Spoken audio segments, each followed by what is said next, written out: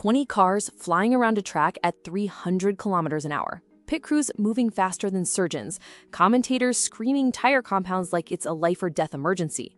And somehow it all ends with a podium, a trophy, and someone spraying champagne into a billionaire's sunglasses. If that makes no sense to you, good news, you're not alone, because Formula One is weird.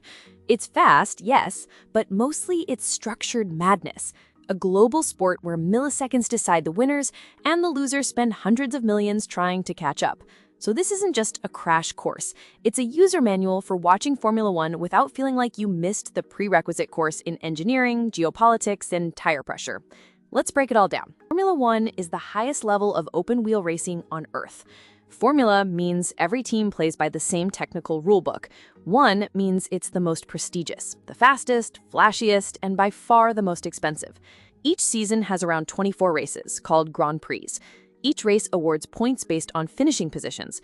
At the end of the season, two big trophies get handed out. Drivers' Championship, won by the individual with the most points, and Constructors' Championship, won by the team with the highest combined total. And no, the constructors aren't background characters. They build the cars, fund the teams, and get most of the TV money. Each constructor has 2 drivers, so 20 cars total on the grid.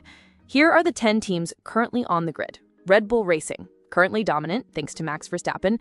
Mercedes, German engineering plus Lewis Hamilton equals years of dominance. And now Lewis has moved to Ferrari, which is iconic, fast, occasionally allergic to strategy. McLaren, British legends, young talent, often orange.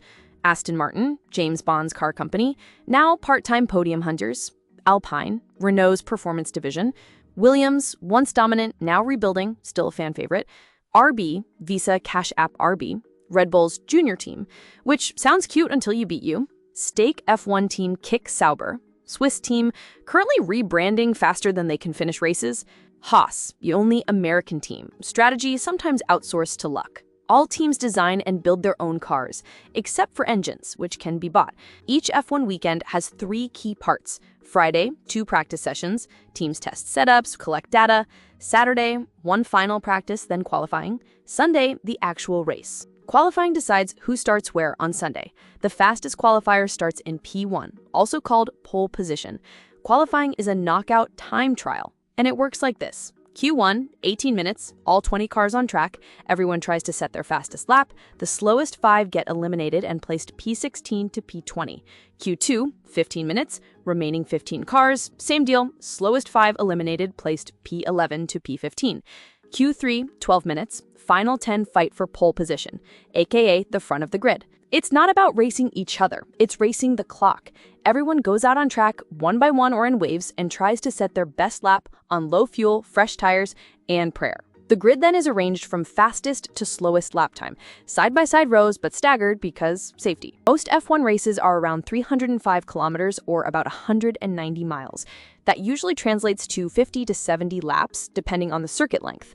Monaco has 78 laps, shortest track. Spa in Belgium has just 44, longest lap. The race starts with a formation lap, then lights out, and it's pure racing until someone wins, crashes, or forgets how tire strategy works. F1 doesn't use words. It uses flags. Green, track is clear. Yellow, caution, slow down, no overtaking.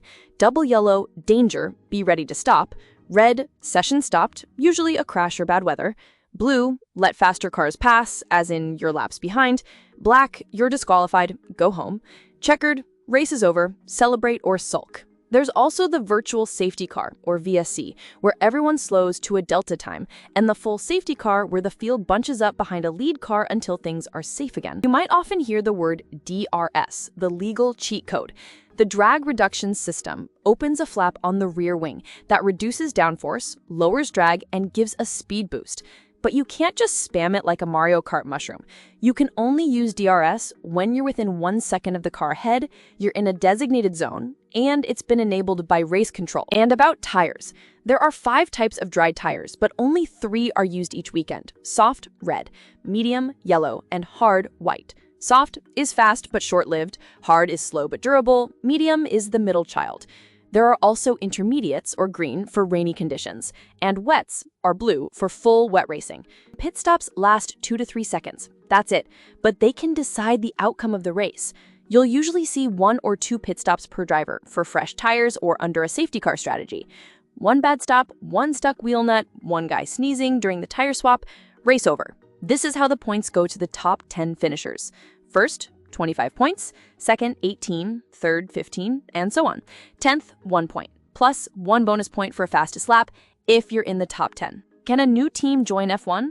Technically, yes.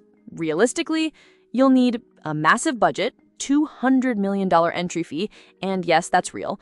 IFA approval, which requires showing technical, financial, and ethical readiness. Acceptance from existing teams, who definitely don't want to split the prize money pie. Andretti, yes, the famous racing family, has been trying to join. The IFA approved them, but the teams, they've basically said, yeah, no. So yes, new teams can join, but it's like joining a private club where everyone votes on whether they like your face. F1 isn't just about speed, it's about systems. And now you get the system. So next time you see 20 cars screaming into turn 1, you'll know what you're watching.